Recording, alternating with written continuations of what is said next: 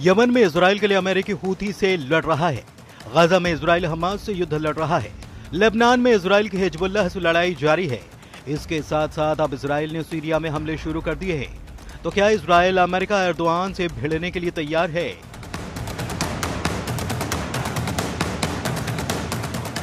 Syria कहने को commander Jolani उर्फ अल शरा की सल्तनत है।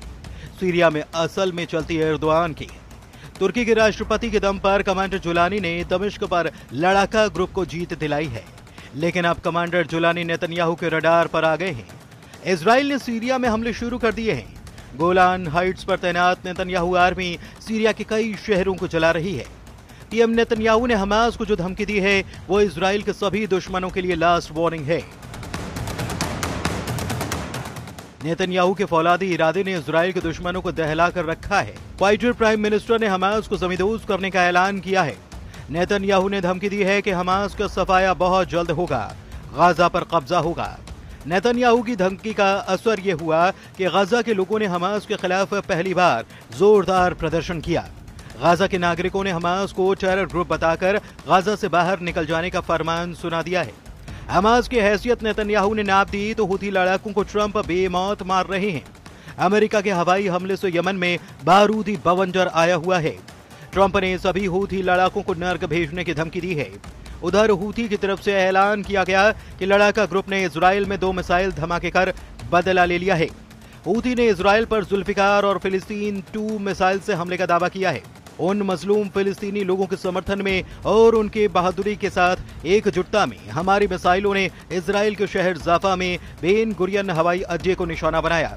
इसमें एक जुल्फिकार और दूसरी हाइपरसोनिक फिलिस्तीन 2 मिसाइल थी। हमारा ऑपरेशन कामयाब रहा। हूथी के धमाकों से नेतन्याहू बेफिक्र हैं। ईरान के समर्थक हूथी लड़ाकों से अमेरिका निपट रहा है, इसलिए इजराइल ने नया मोर्चा खोल दिया है। इजराइल सीरिया में घुसकर बेहिसाब बारूद बरसाने लगा है। अब ऐसे में सवाल उठ रहा है कि क्या सीरिया में इजराइल और तुर्की का युद्ध फाइनल है? एर्दोआन की धमकी तेल अवीव में एटम बम फटेगा। क्या इजराइल तुर्की को उड़ा देगा? हूथी के बाद एचटीएस लड़ाकों पर फटने लगा ट्रंप का बम।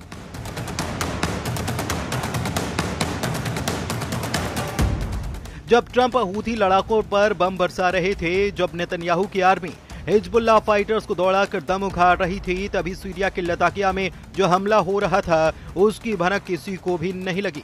इजराइल ने आधी रात सीरिया में घुसकर कोहराम मचा दिया।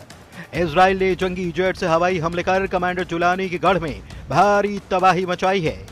इजराइल की एयर स्ट्राइक इतनी जोरदार थी कि बम धमाकों के बाद लगी आग कई किलोमीटर दूर तक दिखाई दी। बम विस्फोट का शोर लताकिया में पूरी रात सुनाई देता रहा। हवाई हमले के बाद सीरिया में इजराइल आर्मी ने ग्राउंड ऑपरेशन कर हथियारों का बड़ा गोदाम तलाश निकाला है। इजराइल के हवाई हमले के बाद सीरिया फ्रंट पर महायुद्ध छिड़ने का सायरन भी बजने लगा है। सीरिया में इजराइल की टक्कर तुर्की की सेना से तय मानी जा रही है। तुर्की ने सीरिया में जबरदस्त सैन्य तैनाती शुरू कर दी है। कमांडर जुलानी कई लड़ाका ग्रुप और कुर्द फोर्सेस के साथ इजराइल से युद्ध के लिए तैयार हैं। नेतन्याहू सीरिया फ्रंट से कब्जा छोड़ने के लिए तैयार नहीं है। इजराइल का दुश्मनों से निपटने का अनोखा और बेखौफ स्टाइल है। इजराइल दुश्मनों को बर्बाद करने तक नहीं रुकता, लेकिन सीरिया में इजराइल को लड़ाका ग्रुप के साथ महाशक्तिशाली देश से भी टक्कर लेनी पड़ सकती है। वजह है आगे जानेंगे। पहले इजराइल ने लेबनान में जो बारूदी तांडव दिखाया उसके भयानक वीडियो देखिए। लेबनान के टायर सिटी में इजराइल ने ड्रोन अटैक किया।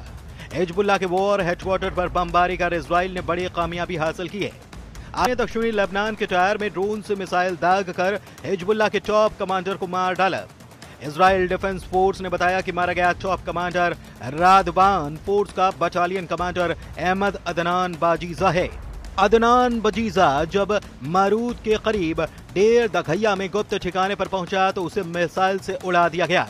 नेतन्याहू आर्मी के ताबड़तोड़ हमले युद्ध विराम समझौते के बाद भी जारी हैं।